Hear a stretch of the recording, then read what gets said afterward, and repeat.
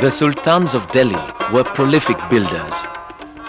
The initial requirements of the new rulers were houses to live in and structures to pray.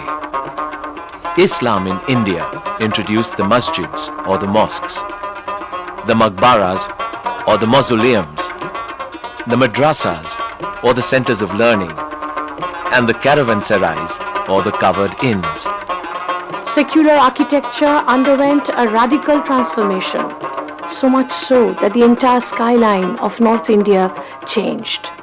Secular architecture in all its various forms, whether we are talking about palaces, citadels, fortresses, gardens, everything took on a new look according to the prescriptions of the new rulers of Hindustan. The entire skyline of Delhi changed during this time. Temples became fewer, and the skylines were dominated by mosques, which were elegantly designed but covered with restrained ornamentation. They used floral and geometrical designs.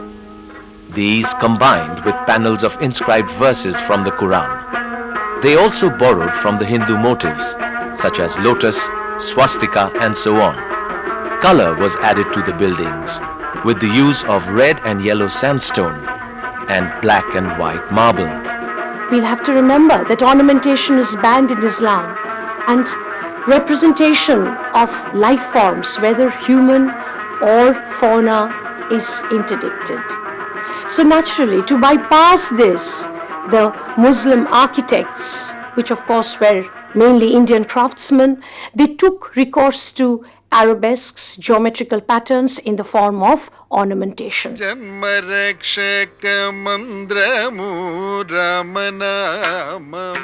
Around this time, temples in South India were being built following the old trivet methods of posts and lintels. Temple faces were decorated. Gopurams were common features. Human figures appeared on the surrounding walls. In South India, temples continued to be built, decorated with figure sculptures. And of course, the system of construction of temples was absolutely different from the Islamic style. They followed the horizontal method of placing successive layers of stone in the ascending or descending order. They also followed the tribute method of posts and flat lintels. But there was one essential difference between the Hindu style of architecture and sculpture and the Islamic style. Hindu style was exuberant, exaggerated, rich in details, whereas Islam relied on simplicity and elasticity and lucidity of expression, and an extreme economy of materials used and an organization of its arranged parts. The most interesting details which Islam brought, I wouldn't say brought to India, but established firmly on the Indian soil, were the two major elements of the dome and the arch. The Hindus had their own arches, but then those arches were based on the trabeate system of lintel and posts. The Islamic arch was built on a new method of arranging stones or brick in the shape of wedges or voussoirs, which spanned the empty spaces between the columns or the walls. What is the result? The result is a beautifully crafted, true pointed arch, which of course gives to you the elegant and spacious vault. The skyline of Delhi was now dominated by elegantly constructed domes. With more experience and confidence, the domes grew in size. The arches and the domes created the need for a large number of pillars. This enabled spacious constructions and could be used for larger assemblies. Such structures required strong cement. For this, the Turks used fine quality lime mortar. Ornamentation of these structures was bare and frugal. The sultans combined the universal heritage of local dome and arch with styles that were existent in Arabia, Iran, Spain, Central Asia, South Asia, and Southeast Asia.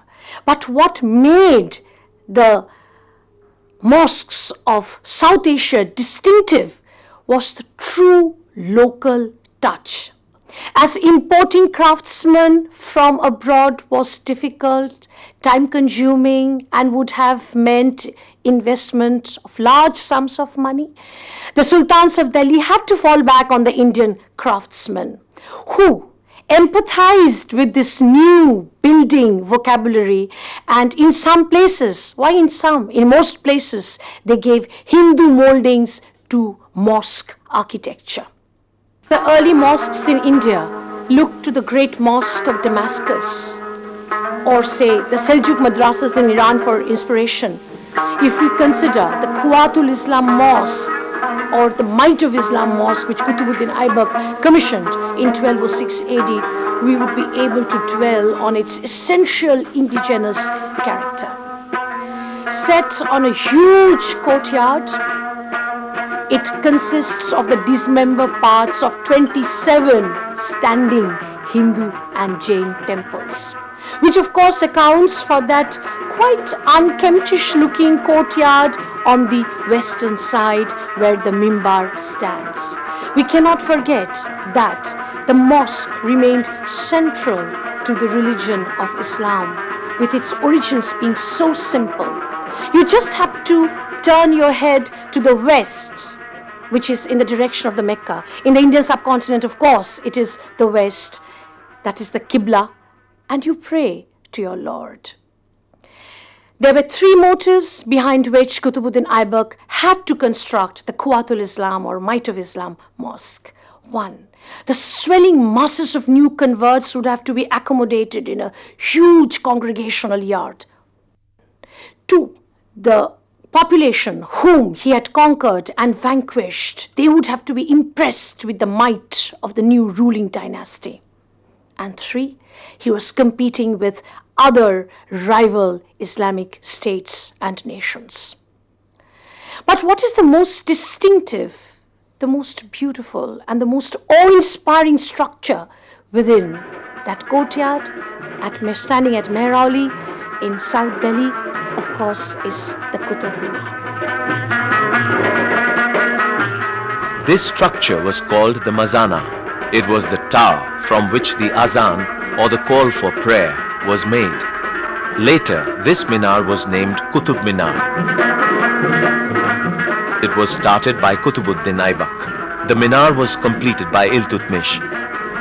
The tower is about 71.4 meters high. It has a tapering character. The four-storied structure was hit and partially damaged by lightning. Firoz Shah Tughlaq repaired it and added the fifth story. The ribbed and angular projections on the minar and the use of red and white sandstone makes it gorgeous. The balconies add to its beauty. In the Islamic world, minars have an ostensible function to play. It is from here that the muezzins call the faithful to pray. But whether it was Seville or Samarkand, everywhere in this period, as in India, the minar became a symbol of the might of Islam. While constructing it, Qutubuddin Aibak had in his mind those wonderful minars which he had passed on his way in Afghanistan, and he tried to give a shape and form to it on the Indian soil. It is so very non-Indian in its character, in its form, in its design, in its conception, that for a moment you are nonplussed. Is it on Indian soil that we are standing? And then once you've asked yourself that question, you say yes, because you notice the completely indigenous, the Indian red sandstone surface. What a beautiful piece of architecture that was. And how easily, within 50 years of the establishment of Islam, so many architectures could be achieved by the ruling dynasty. One major group had to play an important role in it. Those, of course, were the Indian craftsmen who had catered to the needs of Buddhist, Hindu, and Jain builders. But right now they are confronted with a new vocabulary. But with their skill, with their professional quality, they quickly adopted and adapted the new technique. So much so that in future, other dynasties would be taking them in to build their wonderful palaces and cities in Central Asia. Let's think of Samarkand. The plastic skill, their commitment to a new building form, it coalesced with the initiative, the skill, the enterprise, the leadership of the Turko-Afghan rulers of Delhi to give us such wonderful urban centers, mausoleums, and mosques. The Delhi Sultanate was consolidated under Iltutmish. Under these Turkish rulers, the buildings grew in numbers. A wide range of buildings was constructed during this time. Indian craftsmen such as stonecutters, masons and so on were mostly engaged for this purpose.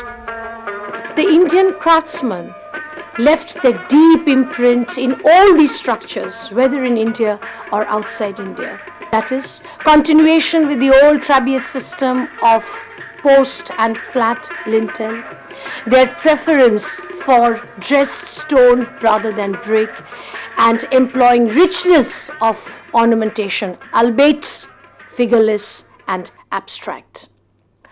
In the Qutub zone, of course, extension of the courtyard continued over the centuries, and Alauddin Khalji, who envisaged himself as the second Alexander, had planned a tower, a minar which would dwarf the original minar. But what is left of this grandiose project, of course, is the only gem of a piece, that is the Alai Darwaza. A beautiful, sophisticated, short-pitched dome resting on a square plinth. The building itself is made of red sandstone and trimmed with marble and other decorations. It is meant to be a victory gate. It is 18 meters high, and how beautiful it looks against the backdrop of the massive minar.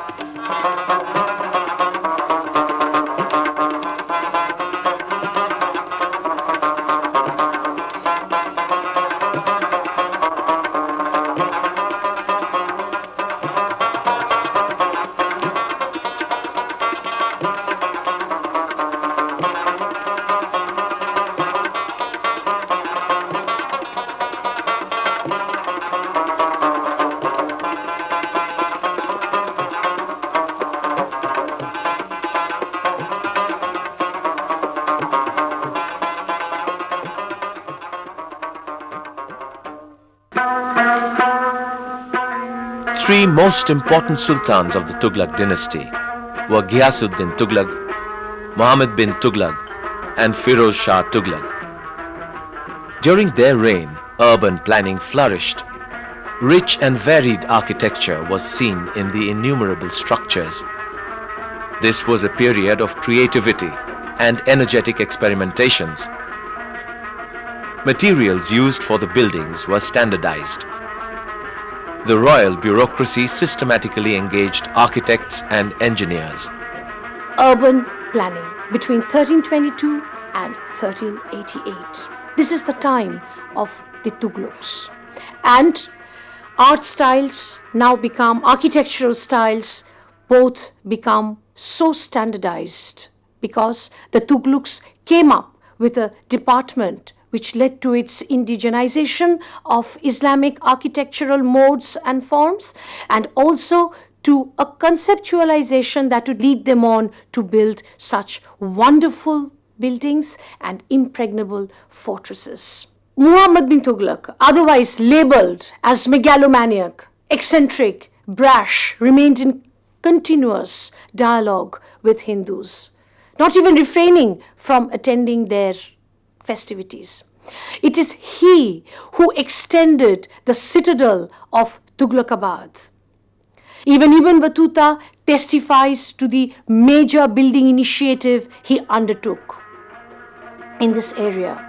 The practice of enclosing citadels within massive walls built of rubble with stucco painted faces is testified by that imposing, awe-inspiring architecture and fortress of Tughlaqabad. He built within the Jahanpana. He set up underground markets, and they still stand. Insofar as his successor is concerned, Firuz Shah Tughlaq, he had a more ambivalent attitude towards the Hindus. Few historians say that he could have had a Hindu mother.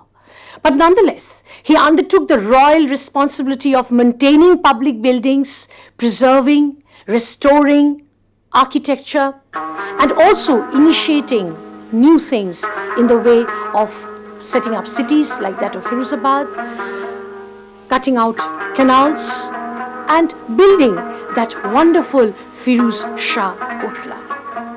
Once again, it is a walled citadel within the city of Delhi. And what doesn't it contain?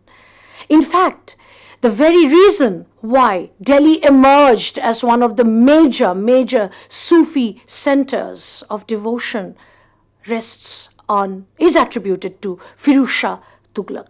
He built one of the world's greatest madrassas within the confines of the Kotla. He cut a deep 3-4 tiered well. And of course, he came up with that wondrous pyramidical 3-tiered structure.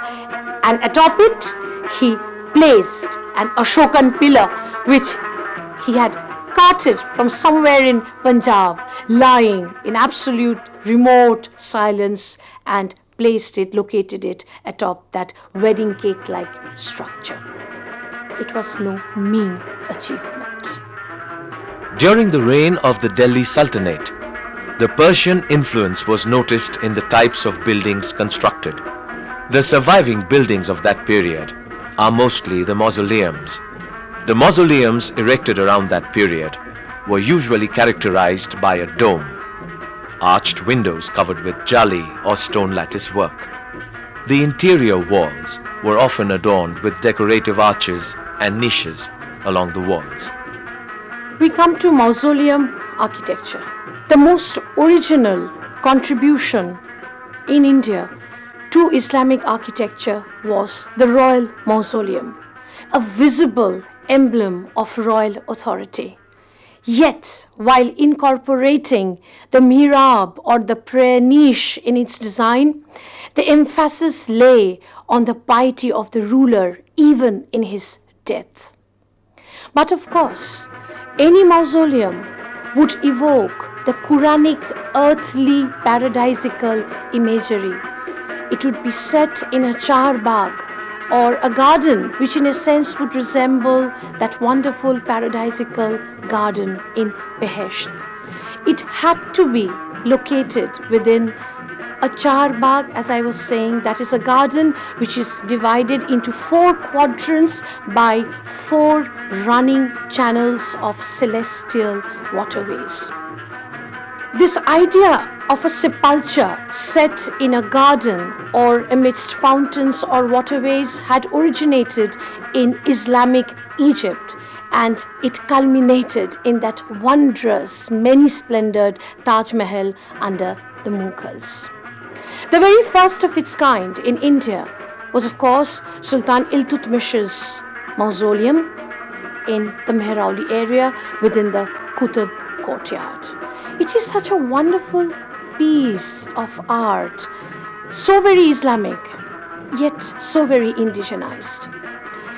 On its exterior, it is bare and austere, but as one enters the courtyard of this mausoleum, he finds the execution of 30 chapters from the Quran in arabesques and in neat calligraphy. What is the content of these calligraphic verses? As usual, whatever Quwatul Islam carries or whatever the Qutub Minar carries. 1, the oneness of God. 2, the necessary obligations to this God, to this one God on part of the devotees. 3, the power of this Almighty God. But 4th, which is unique and which is not mentioned in the Qutub Minar or in the Quwatul Islam calligraphic scenario, is the fact that for the true believer on the day of the judgment waits eternal paradise. Even more spellbinding, of course, is the mausoleum. It's a landmark even, the mausoleum of Ghiyasuddin Tughlaq, standing near the Badarpur area outside of proper Delhi. It is entered through a pentagonal courtyard, has 4 lofty gateways on 4 sides. It is made entirely of rubble and masonry, but it is faced with marble, that is trimmed with marble and red sandstone. And it has the first marble dome of its kind. It is entered through a causeway which at one time spanned the Yamuna, and this causeway rests on arched piers. The Sultanate mausoleums, which originated in the Turco-Iranian domed square structures, developed into octagonal structures set amidst gardens, raised plinths, and with chhatris supporting the dome. But that would come later under the Lodhis. Meanwhile, the mausoleum of Firuz Shah Tughlaq, which betrays his distrust of ostentation, is a bare, remote, yet graceful square pile of rubble and masonry topped with a shallow dome. But these mausoleums, their techniques, their designs, their building styles would be emulated also by provincial governors, court officials, and other sundry people. After Firoz Shah Tughlaq's reign, and soon after Timur the Lame's sack of Delhi in 1398, building activities suffered a setback. But during this time, mausoleum architecture transformed into open pavilions. Slender, square or octagonal structures, they rested on raised plinths and had supporting domes with kiosks or chhatris. Think of the wonderful maqbaras in the backyard of Indian International Center in Delhi. The Lodhi garden is practically full of these mausoleums, slender, beautiful pieces of art. However, the mausoleum that took the octagonal tomb to its pinnacle was, of course, the self-designed sepulchre of Sher Shah, now standing amidst a lake in Sasaram in Bihar. It is stately, somber, and yet so very graceful. A soldier of fortune who had ousted Humayun from Delhi and had ruled from 1540 to 1545, whose architecture, even in Delhi, think of the Purana Killa and the Kala-i-Khuna Mosque, had anticipated the grand proportions of the emerging Mughal architecture towards the 16th, 17th centuries.